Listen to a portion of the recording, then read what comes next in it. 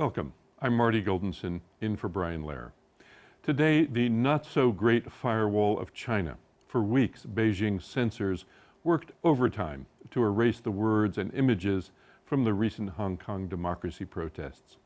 But the web is already more powerful than the wall, says our first guest, and the key is code words, double meanings, even sarcasm. We'll meet our China language expert in a moment. In our public intellectual segment today, we'll learn how governments lag behind the tweeting public when officials are, unlike Beijing, actually trying to spread the word about a crisis. Then, rats and big data. The common wisdom is there's as many rats in New York City as there are people, or maybe twice as many. We'll meet a brilliant young statistician who's figured out it ain't so. Then, blogger Greg David will drop by with advice for the mayor on affordable housing. And did you know it's not October? Rather, it's Archtober, a month-long celebration of architecture and design here in the city. We'll provide an armchair view. First, though, China's porous firewall. After much tear gas and unpopular disruption to the local economy, these Hong Kong democracy demonstrators have dispersed. But word of the protests did get through to the mainland, despite Beijing shutting down Instagram and censoring WeChat. Does this mean that the Chinese Communist Party is losing its monopoly on information and therefore its grip on power as well?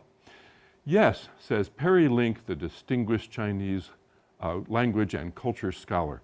He's been surfing the wave of change in China since 1989, the Tiananmen Square uprising, and joins us via Skype from the University of California at Riverside.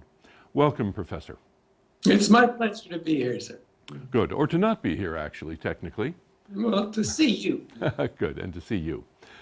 First of all, before we talk about language, the Tiananmen really was a shadow over Hong Kong and affected those demonstrators and those young people, I figure. What do you figure? Well, I figure that too. I was in Beijing when the Tiananmen demonstrations happened, and the students there at that time really had no idea that the government would use tanks and machine guns. It shocked them.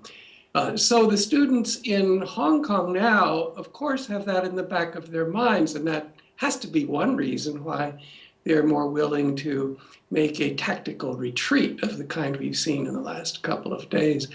Of course, the massacre is also in the back of the minds of the people who did it. And this was very embarrassing to the Chinese government 25 years ago. It lost them a lot of prestige, and not only with their own people, but around the world. So they too are probably less willing to do that than they were 25 years ago. Sure. Just to go back a minute, I'm surprised that the students back in '89 didn't expect violence, because when the American view is, you know, the Long March, lots of violence, lots of purges, and tremendous control. How come back then? Was it lack of information? Were they believing some kind of... And also, most of the demonstrators were pretty young. They had grown up in the 80s. And the 1980s in China was an era of openness and exploring and reaching out to the world and reform, as it was called. So in their minds, the momentum was going away from the direction of using tanks and machine guns, to be sure. If they'd gone back and looked at the Mao era, the Cultural Revolution, the Great Leap Forward, and before that, the annihilation of counter-revolutionaries in the 50s. There's plenty of record of violent death in the Communist Party's history. But they were young, and they thought their society was going in a different direction. I get it. Now let's talk about language. And before we talk about that kind of code language you can explain that seems to make it through the firewall of China, all that censorship of the web, of the internet, it really, that use of playing with words in order to adjust and control really precedes the internet. It works both ways, right? Yes, it does.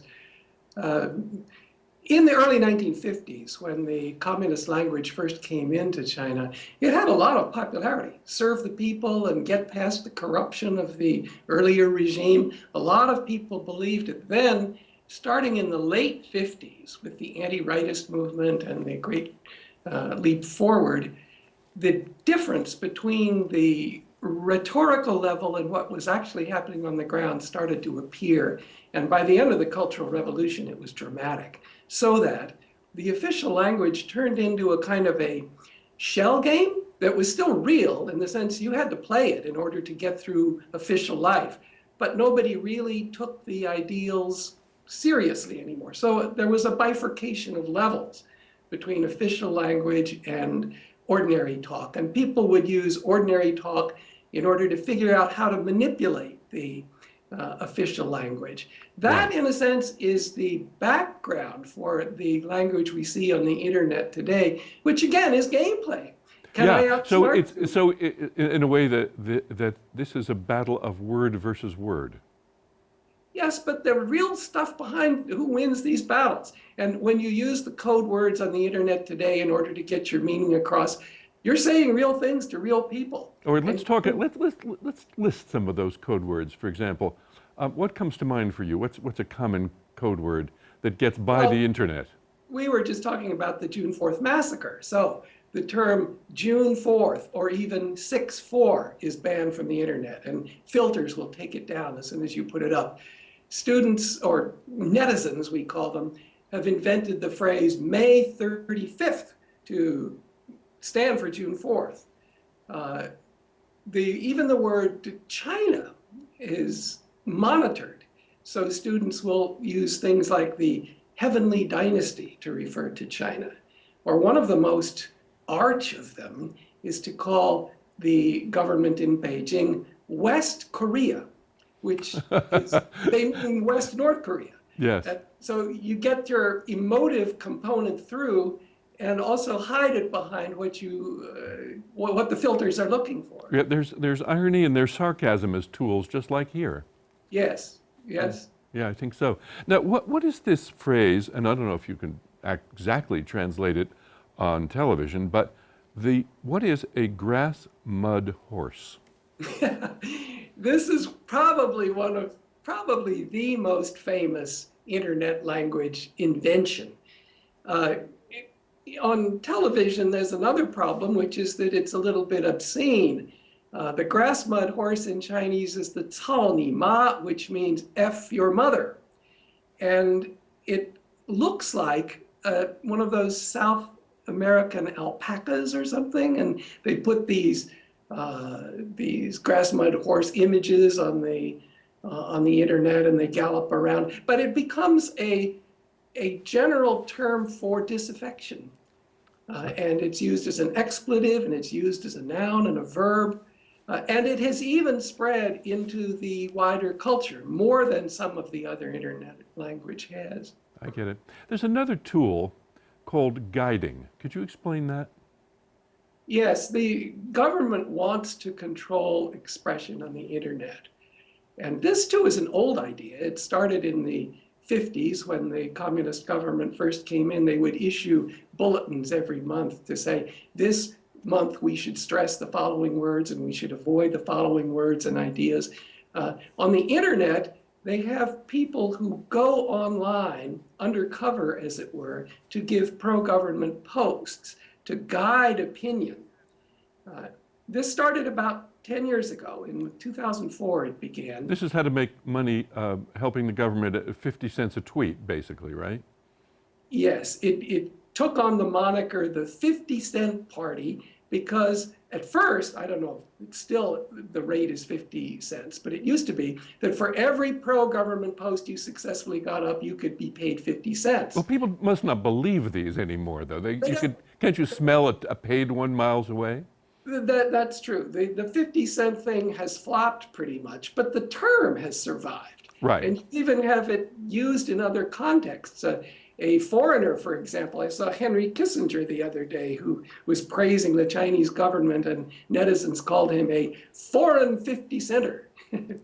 So the term has lasted. Yes. Is there anything about the Chinese language itself that allows the code to happen more easily? Because it's a tonal language. You can extend and contract, can't you? That's a very good question. It's not really because of the tonal quality so much as the morpheme structure. Chinese characters are one morpheme apiece, and they're very fungible. It's easy to make rhythms in Chinese, for example, much easier than in Western languages.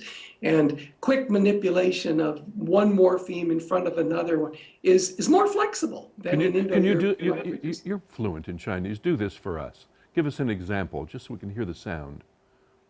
Of just of something that's a morpheme and well, tightly China and loose, tight and loose.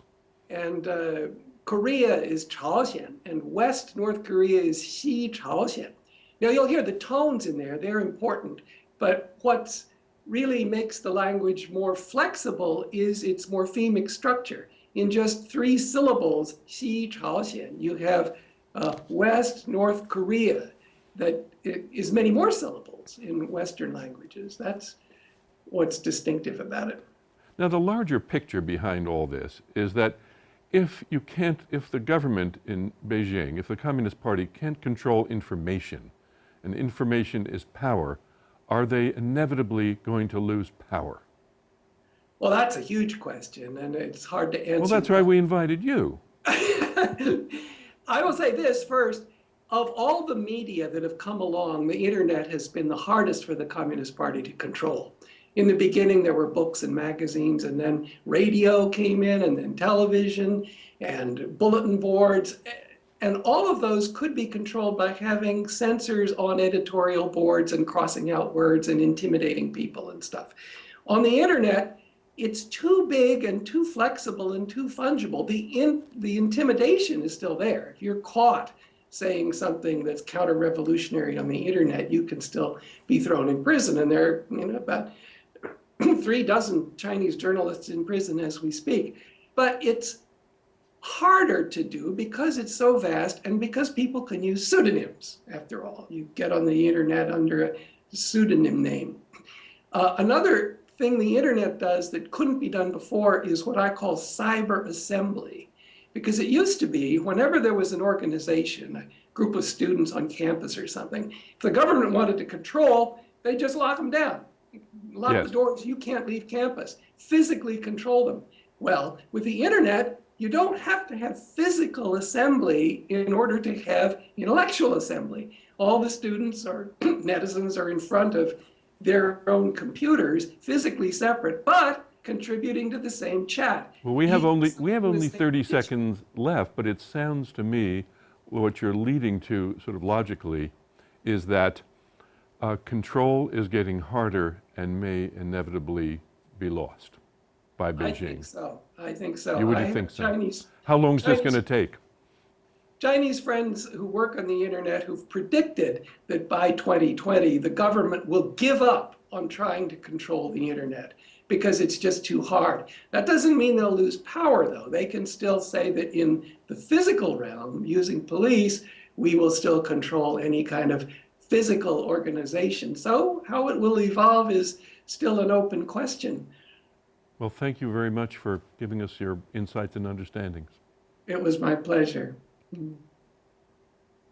Even when governments are trying to enlighten the public rather than keep them in the dark, they are not so good at communication. Governments have much to learn about social networking, as we'll hear in this week's edition of Public Intellectual.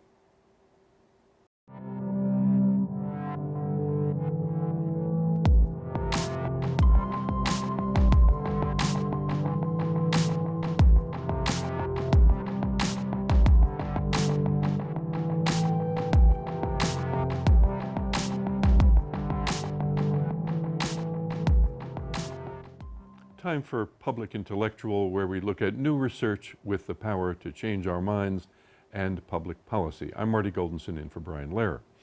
Whether it's a terror attack or the Ebola virus, when something urgent hits us, it hits the social media fan as well and spreads quickly. A new study suggests that social media could be the best way to get important messages out during crises, but that government agencies don't get it. The study looked at Twitter data following the North Korean nuclear test last year.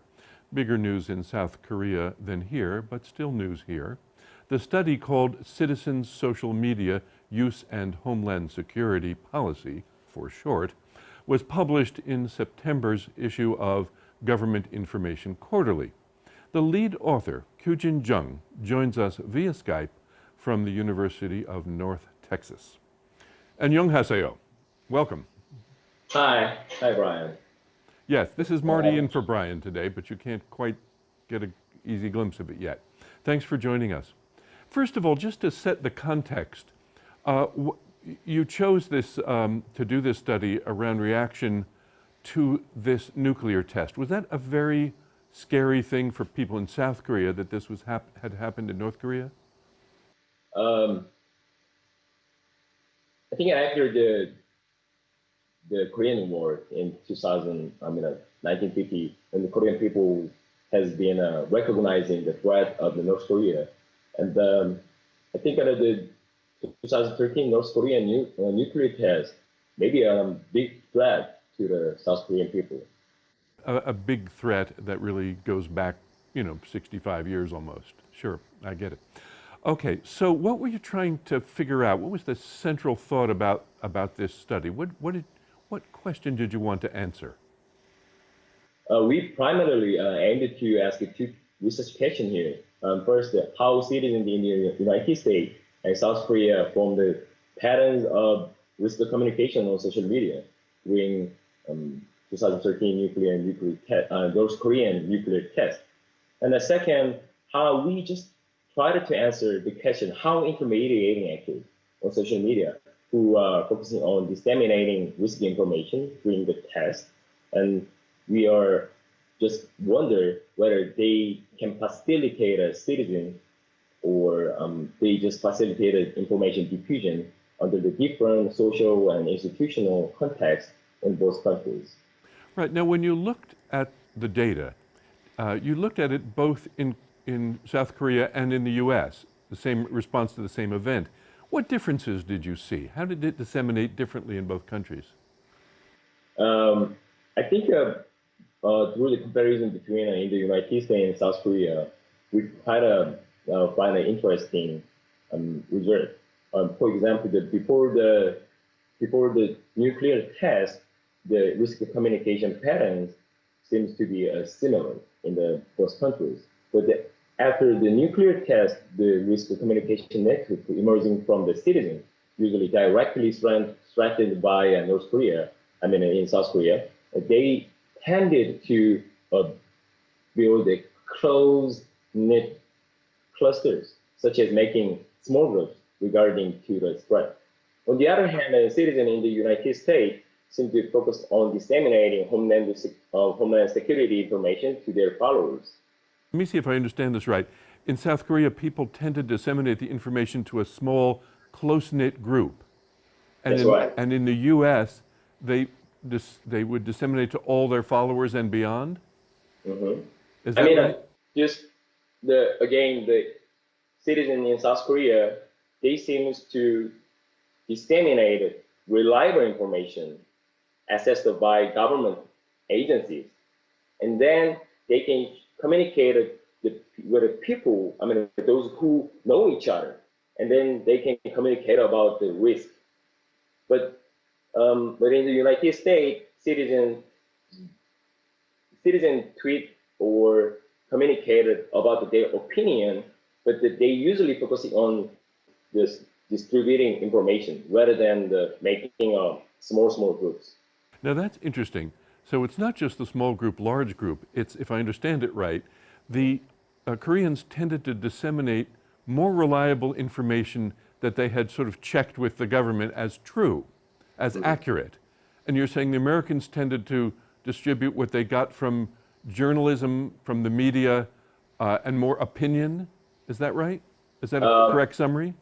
On Twitter, citizens in South Korea responded to the North Korean nuclear test by reproducing information, which was assessed by government agency to avoid potential conflicts or miscommunication among citizens.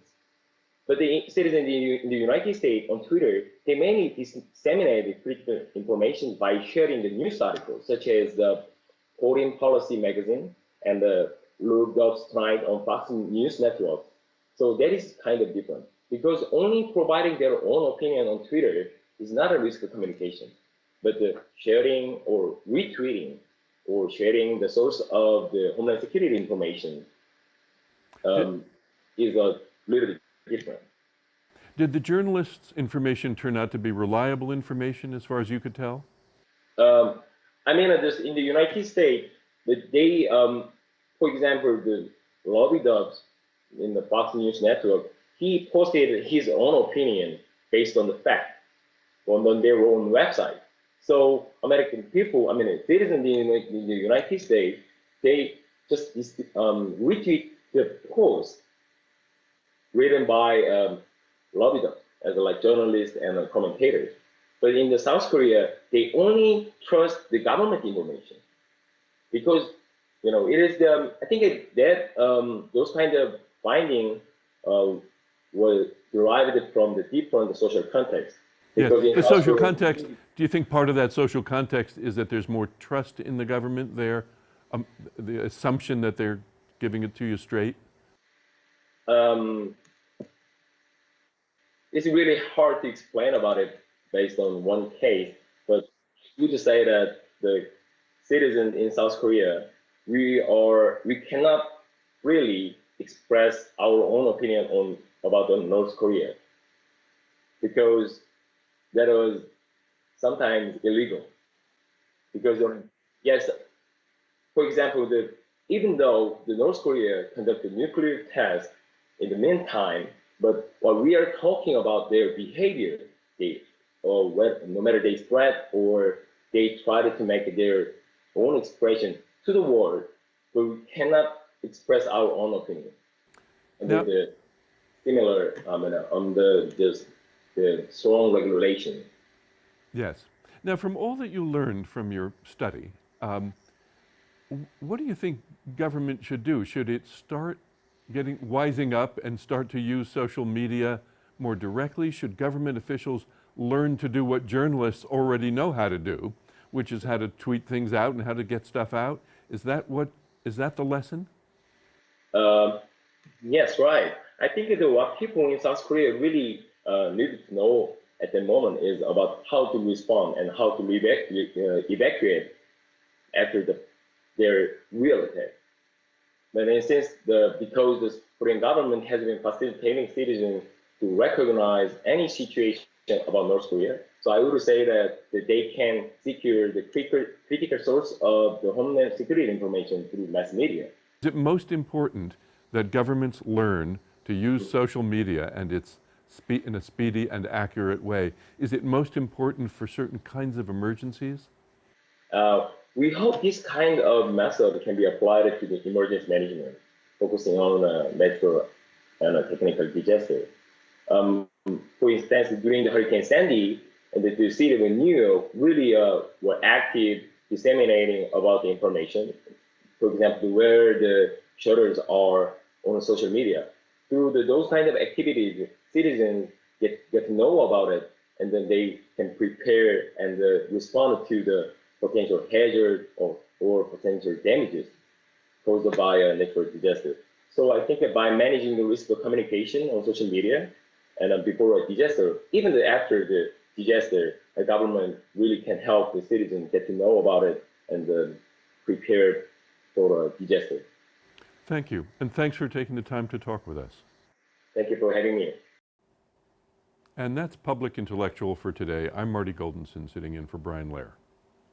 If last summer's headlines were to be believed, there are twice as many rats residing in New York City as people. This statistic came as City Hall waged war on vermin, committing more than $600,000 of the city budget to battle them. But are there really that many?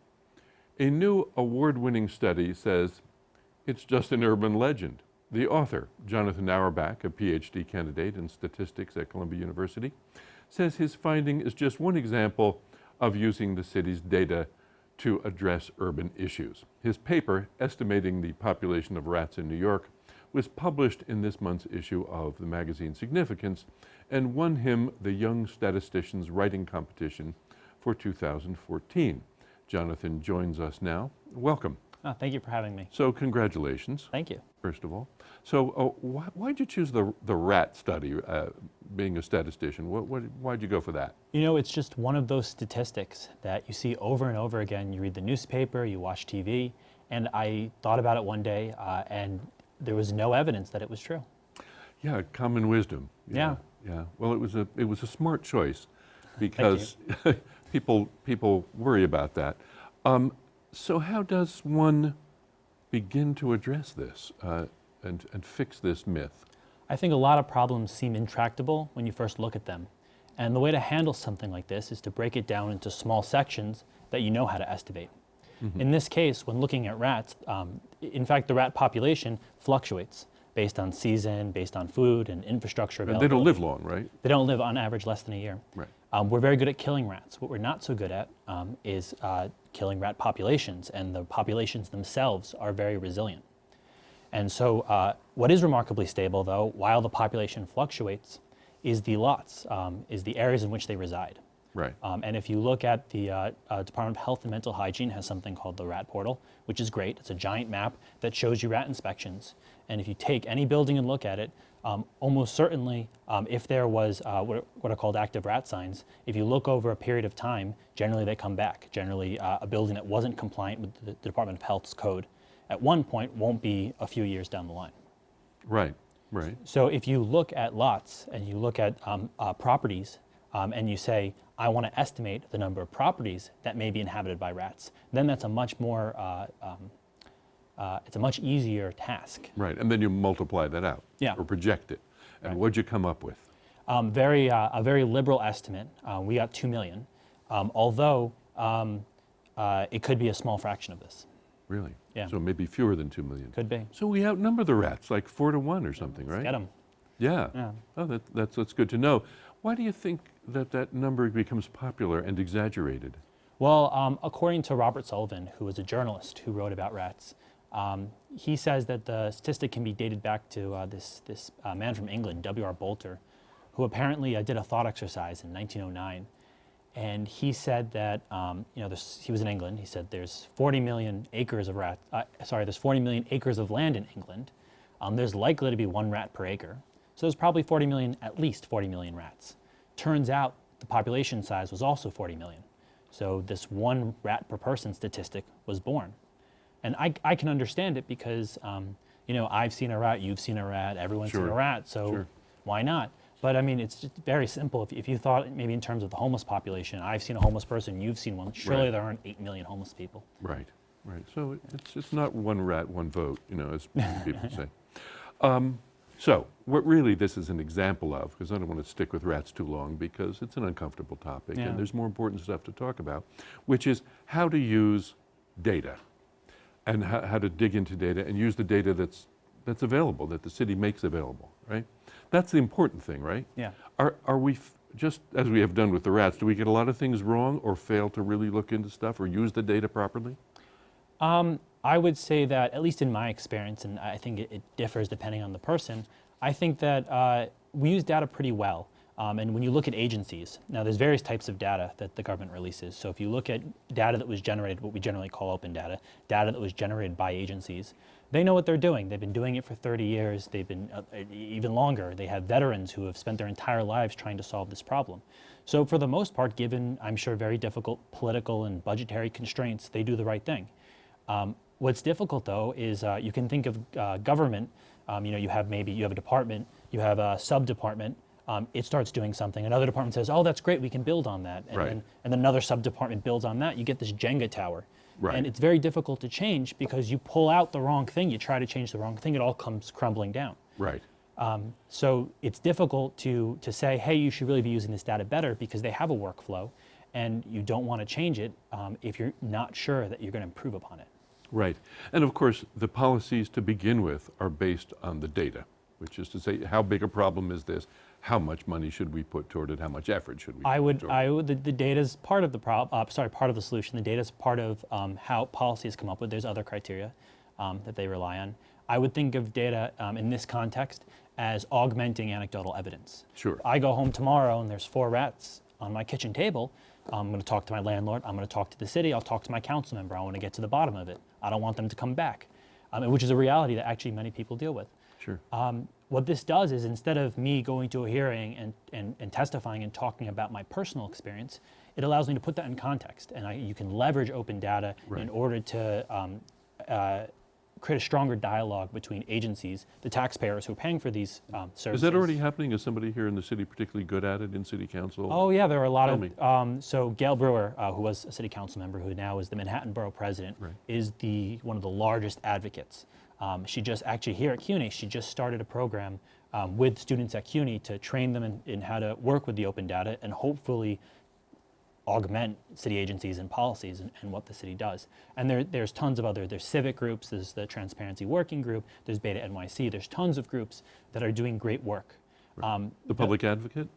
The public advocate, it's tricky. So the public advocate, at least in my experience, picks very specific issues to target. Is James? Yeah, and she's been Letitia James has been a very big supporter of open data. If you look at her record back at the council, whether or not it's up to her, she knows how to run her office. And I'm a statistician. I love open data. I would love it if this becomes one of her priorities. But I understand that she knows how to best choose what topics to pursue. What do you hope to do now that you've sort of won this honor and when you finish your PhD and you're done with Columbia? Do you hope they draft you into City Hall and make you not rat man, but rather rational man? I love working on these problems. And from this context, I did it before I started my PhD. I plan to do it afterwards.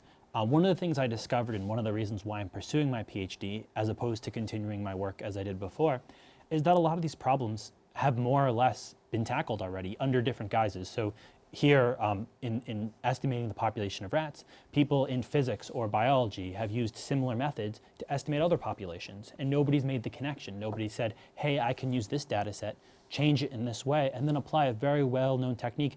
And you're not going to beat, I personally am not going to beat the collective wisdom of physicists who have been studying an estimation technique for 40 but you'll years. Bridge that to public policy, right? That's Are there the other goal. things besides that rat technique? What was it called, the technique you Capture, recapture. So it's capture and recapture, right? Yeah. Are there other techniques that are well known to you as a statistician, but people may be underusing on all this data? I mean, it depends on the problem. I would say that there's a lot of subset techniques. So if you have a lot of data, and you want to look at just a subset, which subset of that data is important? What people tend to do is they tend to try everything. They try everything and pick the best possible. And there's a lot of statistical reasons why you don't want to do that. You want to very cleverly pick a good subset. I would say that other estimation techniques are very commonly used in government. Government's pretty sophisticated. I think I don't know. I've been in it too long. I don't know if the public perception is still bean counters and pencil pushers, but they do sophisticated things. I would, if people are interested, look at how your property tax is calculated. It's very sophisticated, how they come to your property value and then determine what to bill you. Yes, yeah, a lot of input. Yeah. Yeah, good. Thanks for taking the time to drop by. Oh, thank you. Yeah, nice to meet you. Nice to meet you. Up next, advice for the mayor on affordable housing. Then Archtober, New York's month-long celebration of architecture and design. In his campaign for mayor, Bill de Blasio promised to deliver 80,000 new low-income housing units. This involves give and take with developers who need all sorts of permits to start building. How is that negotiation going? Time for Bottom Line Politics with Greg David, who tracks the intersection of business and politics for us. Welcome. Thank you. So the mayor is standing in this intersection. How safe is he? And how long is he going to survive? He's in good shape at the moment, and the key question is what happens in the next 2 months.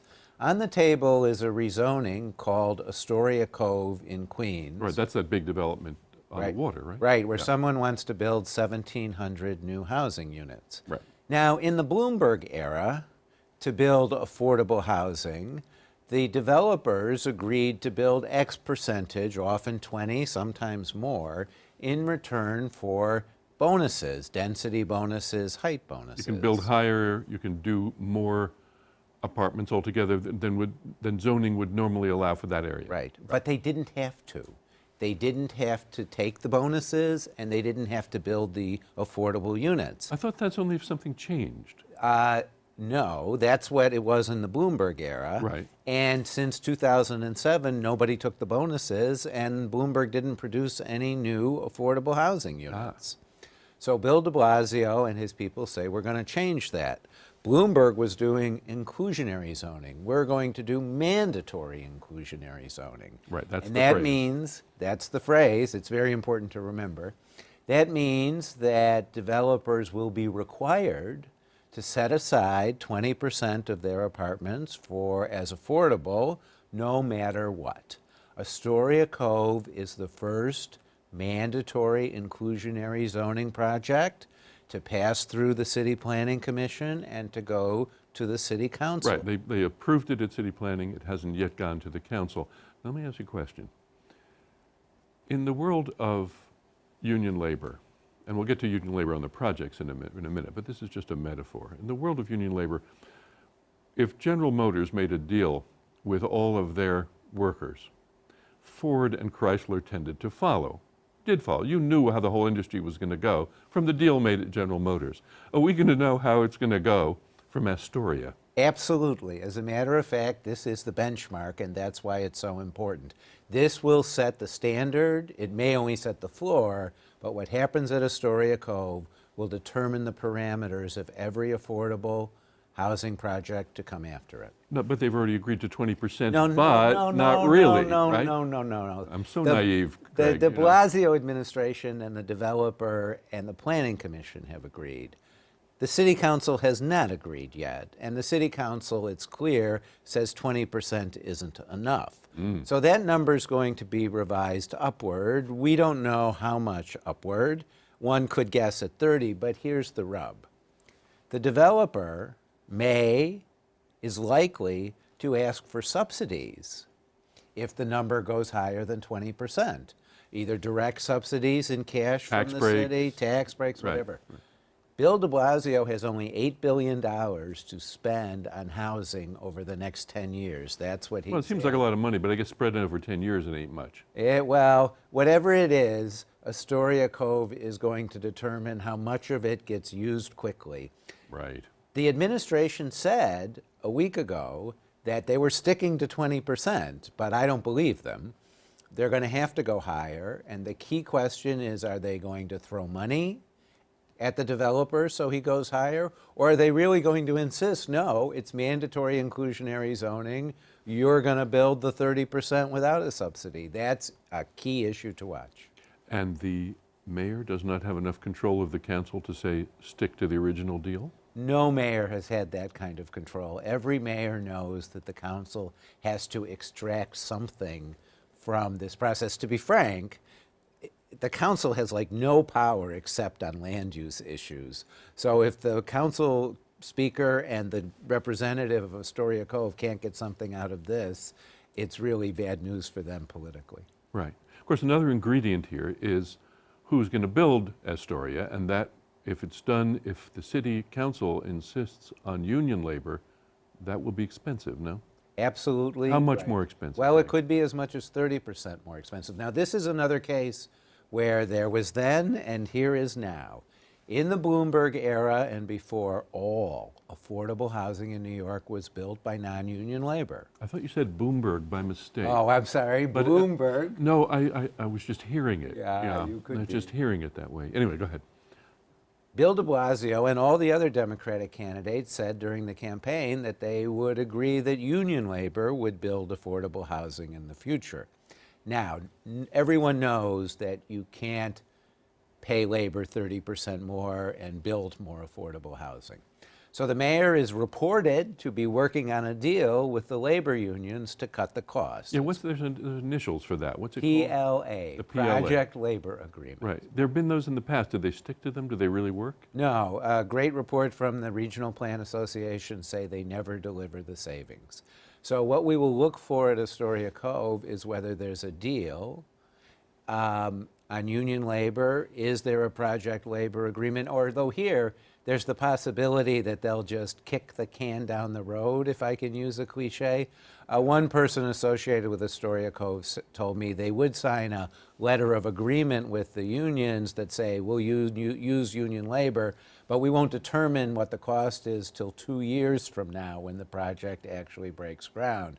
Other people think that's because the developer is going to flip the property and they don't need to worry about it.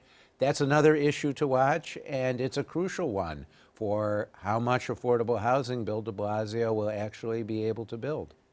1 minute on a related subject. We mentioned labor a lot. There are a lot of jobs coming to the city right now. We're doing well, right? We're doing extraordinarily well. We are going to add approximately 100,000 jobs this year.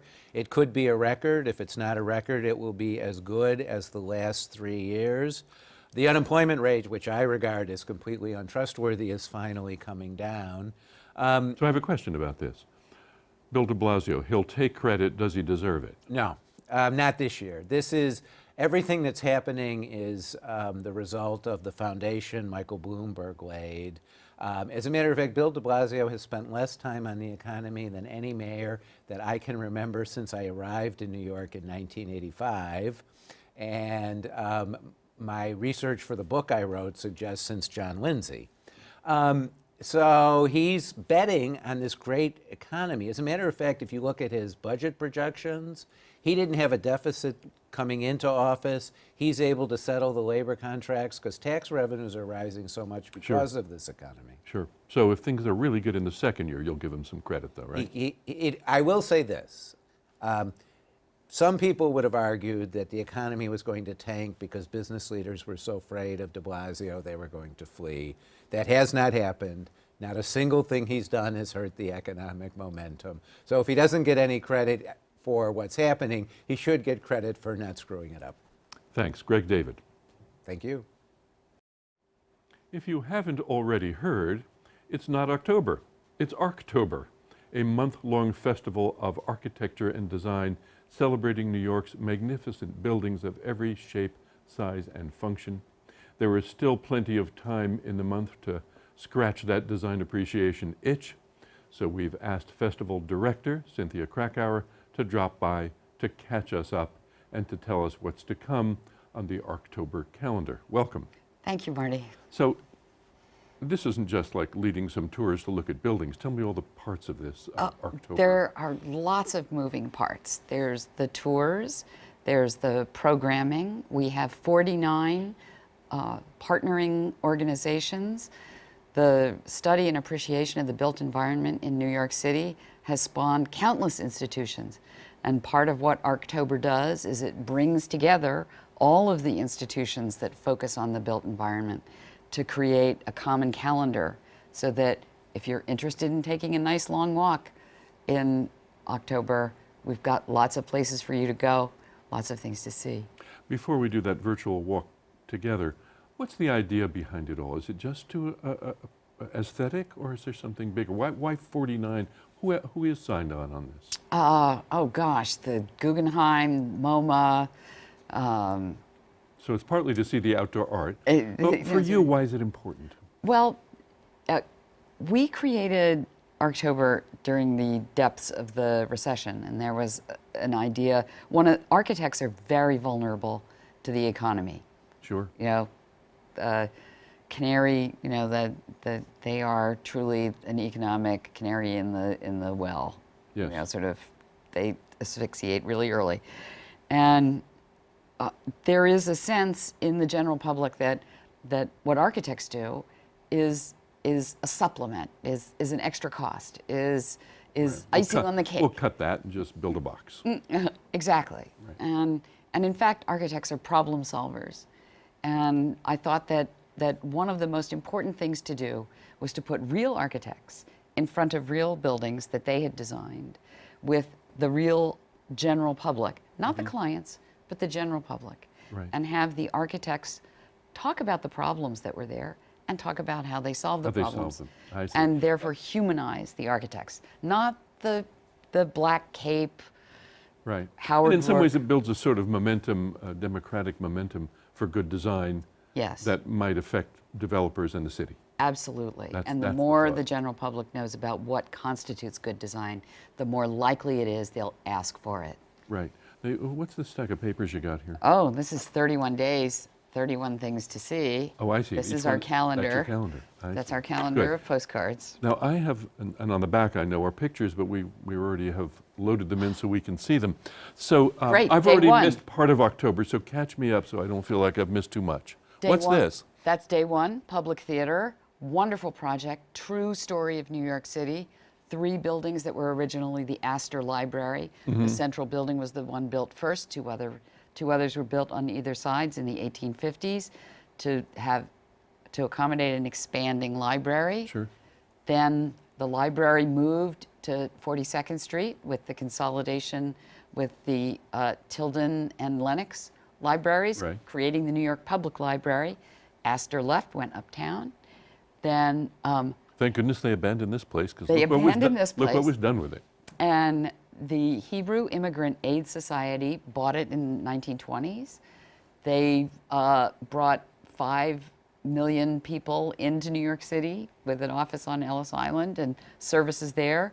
They turned the library, which has this incredibly sumptuous interior, into a bazaar, classrooms, a small synagogue.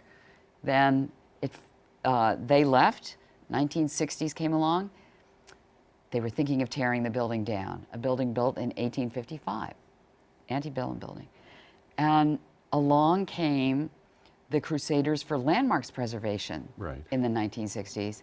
And this was the first great save of the Landmarks Preservation Commission. And then it was delivered to Joe Papp. And it was delivered to Joe Papp for $1 a year Wonderful. in rent. Now you're going to have to be much more superficial so we can race through all these other Okay. ones, all right? I love that history, but if you go in that depth, okay. we're going to only see 2 things. Okay. All right. What's 250 this? 250 Broadway.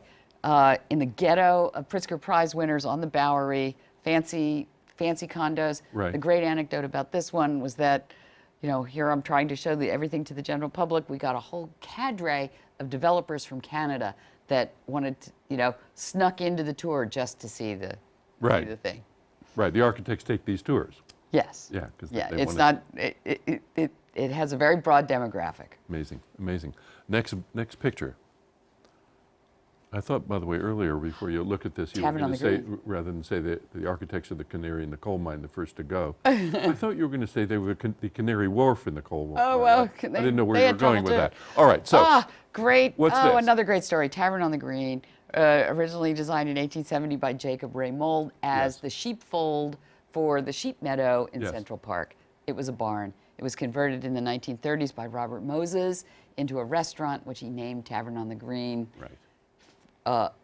Chugged along until the Middle O's, Warner Leroy, went bankrupt. It was shuttered for Sure. a long time. Which was sad. Very sad. Back in action again. New restoration by Swanky Hayden Connell Architects. I thought the great contribution of Tavern on the Green was the banding winter trees with white Christmas lights. Never saw it before there. Never saw it before there, but won't see it there again. Very bad for the trees. Yes. Arborists. Yeah, No. I didn't know that. All right, let's see what's next. The museum at Eldridge Street. Underneath the Eldridge Street Synagogue Right. is a brand new museum which houses all of the artifacts that have been collected by the Eldridge Street Synagogue. Oh, that's clever to do it underneath. Underneath. There's a problem that only an architect could solve. Let's move ahead quickly so we get to see lots of things. Ooh, what's that? Oh, that's a resilient, post-Sandy resilient housing. This is temporary housing that was designed in response to Sandy that could be deployed in emergency situations. Wonderful. Have they done this, or is this just a drawing of it? No, they've done that. Oh, that exists. Yeah. Okay. Ooh, and what's this? The 34th Street Ferry Terminal. Yeah, sorry to keep putting you on the spot like this. No, like a test of your right, ability. I know. Because we're like springing Jeopardy. we're springing these at you. This is 34th Street. New Ferry Terminal. Wonderful. Who did this? Do you happen to know? Oh, I'll have to look it up. Stephen Hall. Oh, nice. Stephen Hall, the new stadium, the new sports center for Columbia Right. University up north. Wonderful. The external stairway. Mm-hmm. Marvelous. The Judd the Judd Foundation, which was the home, the Judd Home and Studio, which is now open to the public, Right. down in Soho. Right. Now, what's that? I want to have lunch there. Runner and Stone Restaurant, a winner of AIA Design Awards. Now, are we in the present here? In other words, Yes. is this going to be in the Why the- future tour? Yes, On that's what day? that's a future tour. You'll look it up. Yeah. Oh, I yeah. will look it up for you. Right. Now, how in the world did you? There's so much beautiful stuff in New York. How did you choose? Who chose? Well, half of the projects that we show are selected by an outside jury because they are winners of the American Institute of Architects Design Awards. So we usually fill half the month with design awards. Then we like to make sure that we have projects in all 5 boroughs. It's an Right. all-city tour. So we look at other projects that we're aware of that are very high quality. We have a program called New Practices, which basically we look at young architects who are doing early work. Right. And we like to show off their work too. Wonderful. And then we have classics. Tavern on the Green, Flatiron. Flatiron Building, Empire State Building. We did, last year we did the Statue of Liberty.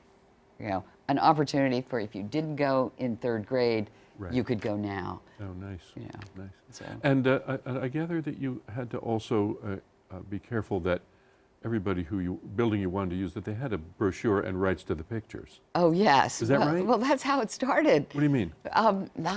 We used to have something called Architecture Week, and it was pretty lame, and nobody paid any attention to it. And I said, well, you know, if we made it a whole month, at least we could build up some momentum. Sure. You know, we would start doing things, and people would notice, and it would take a whole month. You know, it's a crazy idea. So the centerpiece of it was this tour program, and most of the tours are at noon and the reason being that we wanted people to come at lunch, give you a lunchtime entertainment. Right. And to very quickly come up with 31 tours, I needed to be able to use photographs for which I had the rights. Right. Architects love to take people through their buildings. That was never Sure. never an issue. To move quickly, you can't. It takes ages to get rights to things. But it takes ages to Well, get that rights. windowed it down really quickly. I like that. Exactly. So Take us to the World Trade Center. Sorry to oh, interrupt. this is the new building by Fumihio Maki, and opening soon, and Reminiscent at of the- the old one in a way. reminiscent But of new. the old one. But it's all different. Mm-hmm. You know, it's not quite Shanghai yet, Right. but that's coming. All right. Next, if you can. What's that? Oh, this is a very interesting project. See, now This- that's a piece of art more than architecture, isn't it? Yes, but it's used to divide space. So this is the Middletown Road subway station. Oh. Don't wow. you want to go? I want to drink, actually, when I see that. Yeah. Makes me thirsty. What are those bottles on the right? Those are plastic bottles. This particular architect Wacky. that it Really is wacky. wacky, yeah. has taken on the plastic bottle as a medium. Right. Wild. Wild. Has done lots of different things with it. Wonderful. With those plastic bottles.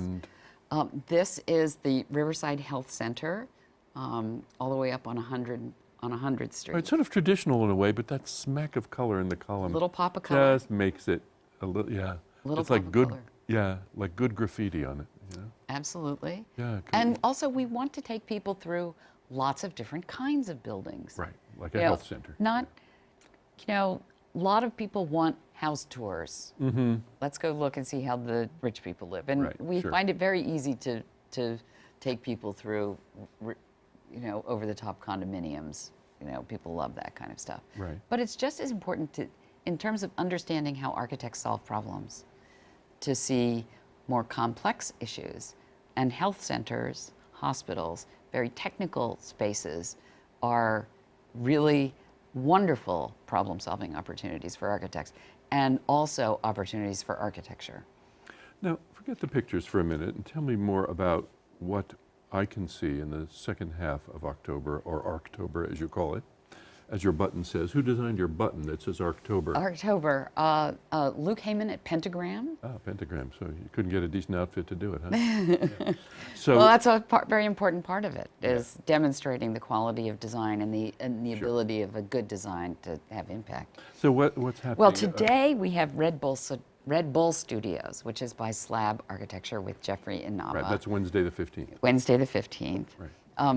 And we do, apropos of your prior guest, we have some affordable housing. We're going to, on the 18th, we're going to the Navy Green Supportive Housing, which is by a young architecture firm called Architecture in Formation.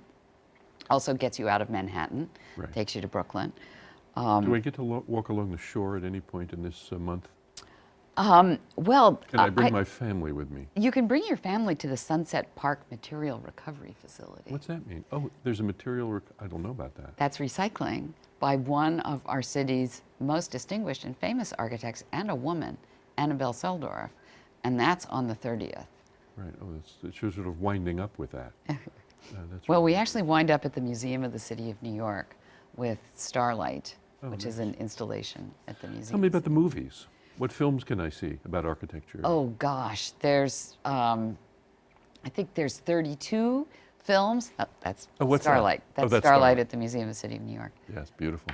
I think there will be 32 movies at the Tribeca Cinema, Right. and they cover a wide range of topics. Some I of them can are see shorts. Frank Lloyd Wright in action. So, well, I don't think we have a Frank Lloyd Wright. We have a Corbusier movie this year. We have, Corbu. yeah, Corbusier. Good. His birthday's October 6th. Ah, right. That's why it's probably October. Yeah. We're out of time. Thanks for coming by. Oh, thank How do you. people latch onto this? Where do they go on the web? www.archtober.org. Wonderful. Thanks for coming by. Thank you, Marty. And that's our program for today. You'll find a new show here at this hour each week. I'm Marty Goldenson, in for Brian Lehrer, who will be back next week. As Bob and Ray used to say on the radio, write if you get work and hang by your thumbs.